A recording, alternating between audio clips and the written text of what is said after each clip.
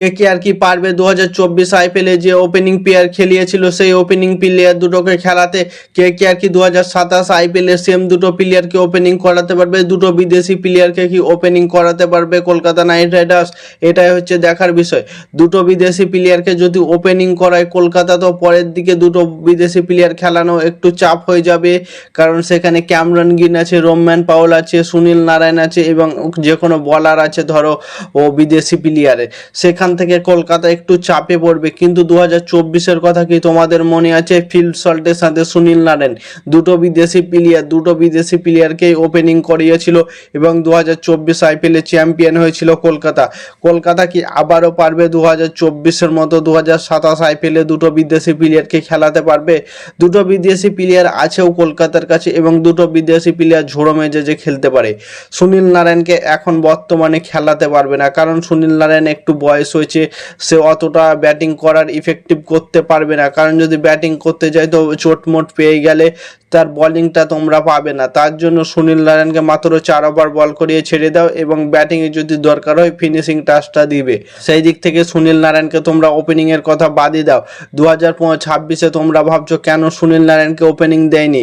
Opening না দেওয়ার কারণ হচ্ছে যে সে নিজে থেকেই চায় না যে ওপেনিং করতে এবং তার শরীরের মধ্যে কোনো চোট পৌঁছাতে। সেখান থেকে কলকাতার কাছে দুটো বিদেশি প্লেয়ার আছে যারা খুব সুন্দরভাবে ওপেনিং করতে পারে এবং তারা দুটো নিউজিল্যান্ডের প্লেয়ার এবং তারা দুর্ধর্ষ মেজাজে ইনিংস খেলে। তারা একটা ইনিংস খেলেছিল সেমিফাইনালে, 189 রান দুজন মিলে নট আউট থেকে জিতিয়ে দিয়েছিল এবং সেটা রেকর্ড করেছিল। সেইখান থেকে যদি ধরো ফিন অ্যালেন এবং টিম সাইফার যদি ওপেনিং করতে আসে এবং 6 ওভার যদি টিকে যায় কেমন হবে? 6 ওভারে ধরো 110 থেকে 15 রান ইজিলি হবে। 6 ওভারে 100 তো কনফার্ম ধরো। ফিন অ্যালেন যেমন দুর্ধর্ষ মেজাজে খেলে টিম সাইফার, ফিন অ্যালেনের যত তোমরা দেখেছো, কিন্তু টিম সাইফার তার থেকেও ভালো প্লেয়ার। টিম সাইফার 7 নম্বরে এখন পুরো টি20-র মধ্যে রাজত্ব করছে। ফিন অ্যালেনের থেকেও টিম সাইফারের ইনিংসগুলো অনেকটা ইফেক্টিভ এবং সে অনেকগুলো ম্যাচ খেলেছে। এবং টিম সাইফার এবং ফিন অ্যালেন যদি কলকাতা থেকে ওপেনিং করতে আসে, 3 নম্বরে রঘুবংশী, 4 নম্বরে মানেশ পান্ডিয়া, 5 নম্বরে আসবে রিঙ্কু সিং, 6 নম্বরে রোম্যান পাওয়েল, 7 নম্বরে অনুকূল, 8 নম্বরে সুনীল, 9 নম্বরে হর্ষিত এবং 10 নম্বরে থাকবে বরুণ চক্রবর্তী, 11 নম্বরে কার্তিক এবং যে কোনো একটা ইন্ডিয়ান প্লেয়ার খেলাতে হবে, ইম্প্যাক্ট প্লেয়ারকে। ধরো সেই প্লেয়ারটা রাখতে পারে সৌরভ দুবে আছে। আমার বেস্ট অপশন হবে উমরান মাল্লিক, কারণ উমরান মাল্লিকের মতো বলার আমার মনে হয় না যে আছে।